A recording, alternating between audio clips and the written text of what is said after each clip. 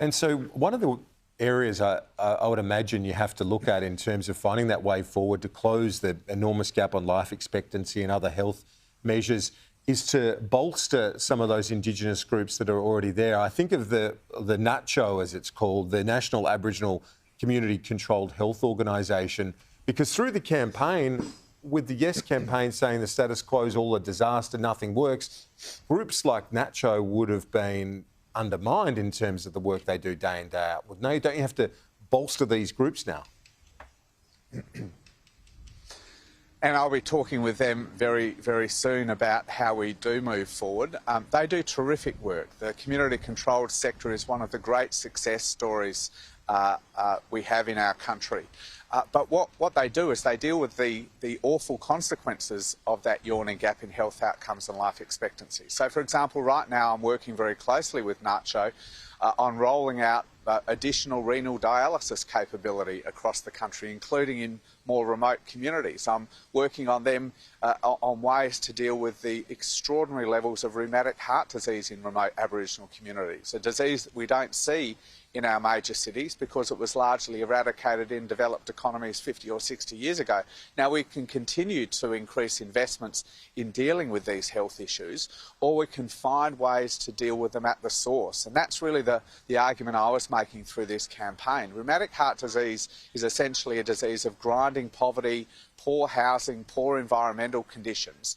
Now, yes, we can find ways to roll out additional treatments, or we can go upstream and try and deal with the condition at its source. And I think that's what our job is now, that's what my job as Health Minister is to do, is to find ways of listening to Aboriginal communities about how we can deal with these conditions before they emerge, rather than continuing to rely upon the community-controlled health sector to deal with conditions that, frankly, don't exist in our major cities.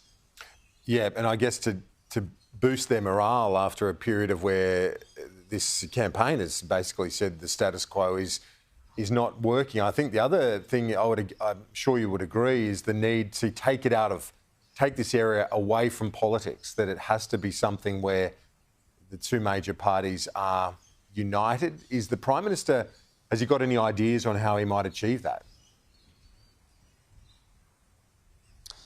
Oh, well, as he said last night, this is something we all need to absorb and decide on new ways forward. And he made that invitation to everyone to work with the government. We want to work with others to find ways to close the gap and to continue to walk down the path of reconciliation. This is obviously a hard result for many who've been campaigning for this referendum campaign to absorb, and it's going to take some time for people to absorb the disappointment and the pain and the hurt of the result last night. But, you know, we all do need to reaffirm our commitment to work together to close the gap. I think there is really strong foundation for bipartisanship on these health programs. As I said, there was no division in the country about the need to close the gap or the importance of reconciliation. There was certainly a difference of view about the proposal that was put before the Australian people.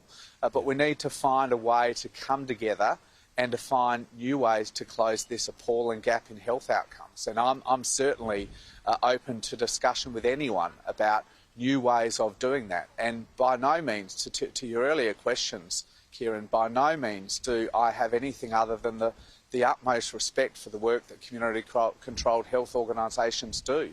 NACCHO, its leadership, was a very strong supporter of the referendum campaign because they know they're often working really at the end point of a whole lot of these health conditions without finding new ways to deal with them at their source, deal with housing, to deal with environmental conditions in some of these communities, and to get to a position where those communities enjoy the eradication of diseases that were eradicated for our city communities 50 or 60 years ago. One last one before you go. Will voters differentiate between the referendum and their judgment on the government?